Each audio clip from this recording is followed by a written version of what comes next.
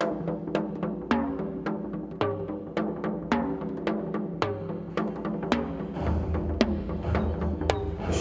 кездесу Kırgızistan Respublikasының құрама командасы мен Өзбекстан Республикасының құрама командалары.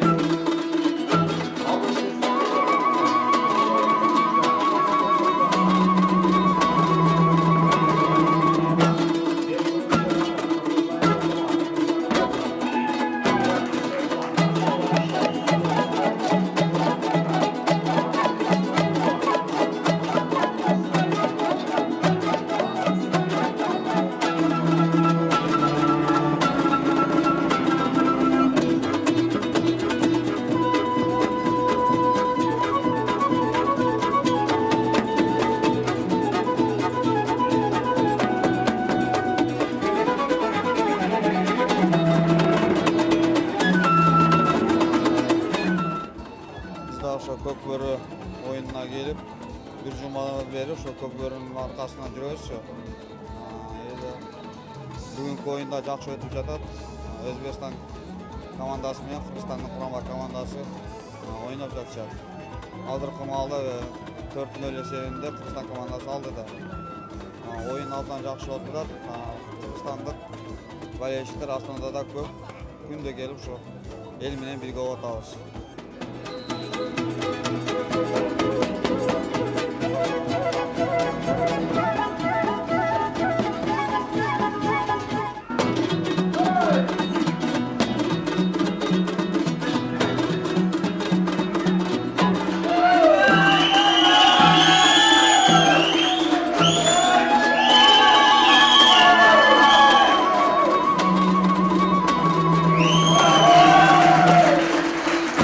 Есепке алынбады. Тура ортасына түсу керек Сергей. Бірінші. 11 мамлекет келіп қатысып отыр. Ошонун арасында биздин Кыргыз мамлекетинин командасы дагы бар. Бирок положение боюнча оюнчулар 12 болуш керек. Эми бул өзү чынын айтыш керек, ошо түрк тилиндеги биздин ата-бабалардан калып келаткан урп адат, салт десек болот. Ошол салт деле биз кийинки муун чоңоюп кийинки муунга атадан балага берип аткан бул оюндар. Ошол атадан балага берип аткан оюндарды биз дагы түрк тилдүү мамлекет болгондон кийин мен ойлойм, сөзсүз түрдө ар бир ошо түрк тилдүү мамлекеттер бирдикте, ынтымактыкта бул оюндарыбызды, ата-бабаларыбыз калтырган оюндарыбызды биз дагы өрчүндөтүшкө салым салышыбыз керек деп ойлойм. Ошондой эле бүт ошо түрк тилдүү мамлекеттер бир эле көкбөр эмес, жана башка биздин улуттук оюндарыбыз бар. Ошол именно түрк тилдер бардыгы ошондой оюндарды ойношот, ошолордун бар жогун өрчүндөтүшүбүз керек. Анан кийин ошо түрк тилдер мамлекети боюнча өзүңүздөр билесиздер, председатели Тайып Эрдогандын уулу болот, Билал. Ал түрк тилдер мамлекетинин ассоциациясы ачылганда дагы Кыргыз мамлекетинде ачылган, Кыргыз мамлекетинде Минюстан өтүп регистрация болгон төрагасы ушу Тайып Эрдогандын уулу Билал болду.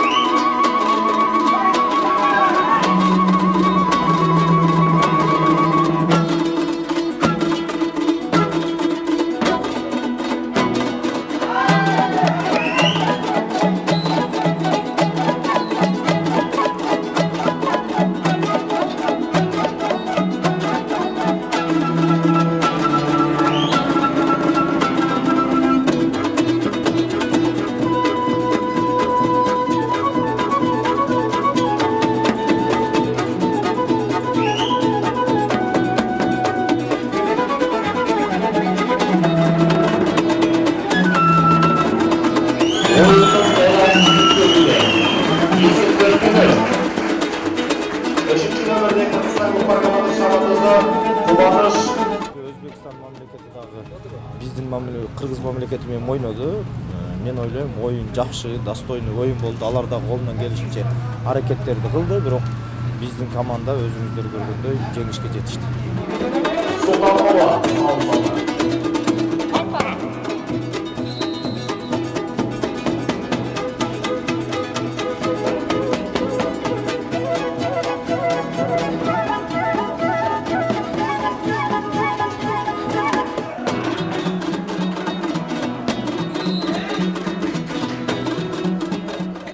Бул Өзбекстан командасы нормальный, жакшы оюн көрсөтүштү. Кырсык-кырсыгы жок, аман эсен жакшы оюн болду. Аллага шүгүр бүгүн. Бул муляшты айта кетсем, бул муляш менен мурда ойногон эмес, теке менен ойноп жүргөнбүз. Кичине ыңгайсызыраак болуп атат. Кармалбайт, базылбайт, неудобный, тартсаң болбойт. Ыңгайы жок да. Теке менен басканда ыңгайлуу, көтөргөнгө да ыңгайлуу. Тай казан жөнүндө бул негизи оңой. Берки казанга караганда. Казан кызыктуу го, элге да көргөнгө да. Бул жер булак кайдам билинбей да калып атат эми. Чалак көп болсо керек буда оюнда. Бүгүн кечеөгүнкүдөй болгон жок кыйынчылыктар. Бүгүн кичине жеңилирээк болду кечеөгкө караганда. Анткени эмнеге дегенде Өзбекстан жалаң өзбектин жарандары экен, өзбектин бакчылары. Ошон үчүн бүгүн кичине оюнубуз жеңилирээк болду, бирок кантсе дагы булар күчтүү экен да, баары бойлору узун, шадуу жигиттер экен, жерди биреңгенде эле алышат экен.